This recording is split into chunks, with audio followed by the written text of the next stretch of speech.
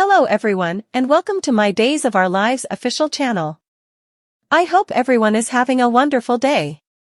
Before we begin, please hit the subscribe button and give this video a thumbs up. Steve and John press Konstantin. In Kayla's office at the emergency clinic, Paulina and Chanel met with Kayla to gain proficiency with the aftereffects of Paulina's blood work. Kayla said that Paulina's body was causing her thyroid organ not to function as proficiently as it ought to. Paulina inquired as to why she really wanted a biopsy. Kayla said there was plausible that Paulina had dangerous thyroid cells. Chanel begged Paulina to follow Kayla's requests and to go through the tests that Kayla had requested. Paulina yielded, and she concurred. Kayla consented to plan a biopsy. Paulina groused that she lacked the opportunity to be debilitated. A brief time later, Johnny joined Paulina and Chanel in the hall by the medical caretaker's station.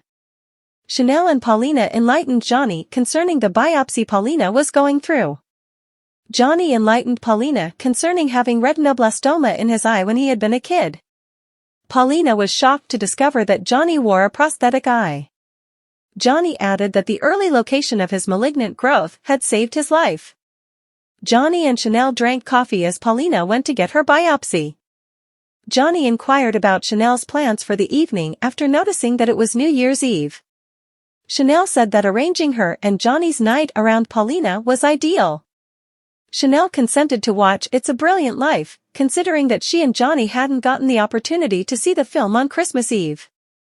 Johnny was thanked by Chanel for accompanying her to the hospital. Johnny said there was no spot else he would prefer to be, and he promised that Paulina was a contender and would be fine. No doubt, she should be on the grounds that I can't envision my existence without her, Chanel said worriedly. Johnny put his arms around Chanel, and they embraced. Back in Kayla's office minutes after the fact, Kayla said that she had put a scramble for Paulina's biopsy results.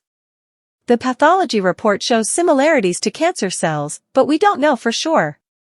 We'll need to conduct additional tests to determine precisely what we're dealing with, Kayla disclosed. Paulina looked restless, yet she promised to manage anything analysis she got. While Kayla attempted to reassure Paulina, Chanel held Paulina's hand. In Marlena's office at the emergency clinic, Nicole met Marlena for Nicole's most memorable treatment meeting since she'd been informed her child had kicked the bucket. Nicole said that hardest thing regarding losing her youngster was the urge she felt to nurture her child. Nicole added that she had considered having an early termination in view of her feelings of dread that she would bring forth a stillborn child.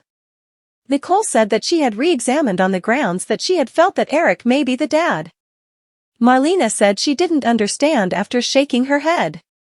Nicole explained that she hadn't expected to deny Eric of an opportunity to be a dad, given all that Eric had experienced. Marlena deduced that Nicole had different purposes behind not having a fetus removal. Nicole conceded that she adored EJ, yet Eric, gracious. I actually care about him. I also miss him. And if I'm being completely honest with you and myself, in my heart, I wanted Eric to have that baby I lost, Nicole acknowledged as she began to weep. Marlena asked how Nicole had felt when she had taken in the child wasn't Eric's. Marlena inquired as to whether Nicole would have left EJ assuming she had discovered that Eric was the child's dad. Nicole said that she didn't know, and she added that she was unable to respond to the inquiry since things had changed. Nicole rambled on about the time she gave birth on the side of the road several weeks prior. Nicole started to holler.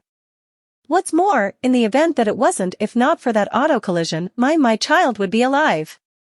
E.J's, and my son would be alive, Nicole said as she wailed wildly. Nicole apologized for her eruption prior to proceeding. Nicole said that EJ had been comprehension of her since the deficiency of her child and all through her pregnancy. Nicole added that Eric had excused her for having taken the child in Horton Town Square. Marlena inquired as to whether Nicole had pardoned herself. Nicole said that she had. Marlena asked what Nicole saw next for herself. Nicole contemplated that she had a caring spouse in EJ, as well as a great girl in Holly. Nicole said through tears that she needed to zero in on Holly and to give her some soundness. Marlena said that she trusted the meeting had been useful to Nicole. Nicole grinned as she said that it had been useful and she requested to proceed with her treatment with Marlena.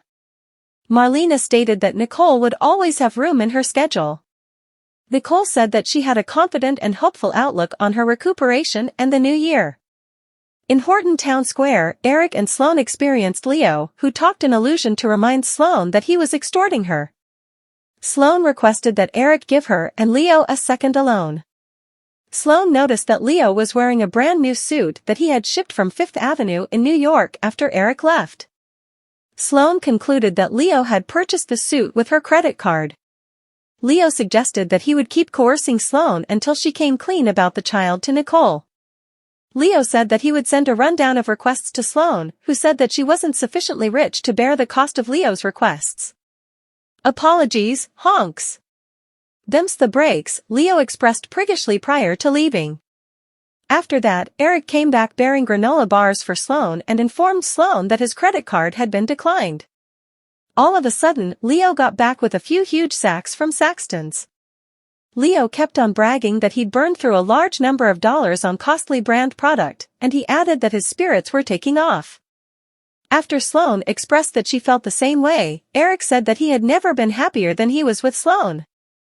They clasped hands as Sloane said that nothing could at any point destroy her and Eric.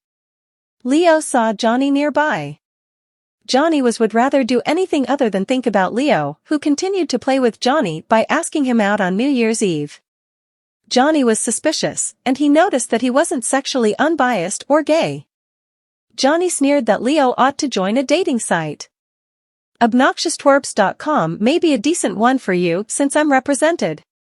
Cheerful New Year, Johnny told Leo prior to leaving.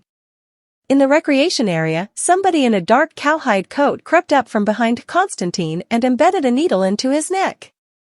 Konstantin shouted, and he asked what was befalling him as he was driven away. Minutes after the fact, Konstantin showed up with a dark hood over his face while he sat attached to a seat in a dull cellar. At the point when the hood was taken out, Steve was uncovered to have snatched Konstantin as John sat hunched far away close by. Konstantin asked what Steve needed. Steve had cautioned Konstantin to leave Salem weeks sooner, and he added that he had cautioned Konstantin to avoid Maggie. Konstantin inquired as to why Steve was irritating him, and he considered how he had at any point treated Steve.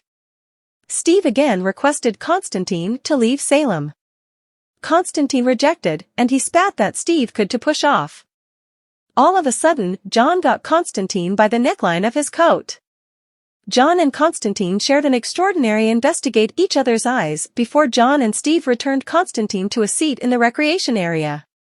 Steve and John said that Konstantin had multi-week to leave Salem for good. As Konstantin took off the hood from his head, he nervously looked around. Konstantin streaked back to being eye-to-eye with John. Those eyes. I'm aware of those eyes. Might it at any point truly be him? Konstantin said of John.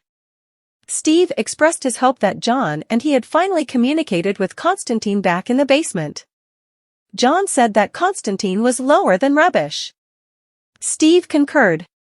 In the event that we didn't break through to him, we got no decision except for to take this to a higher level, Steve said as John gestured in understanding.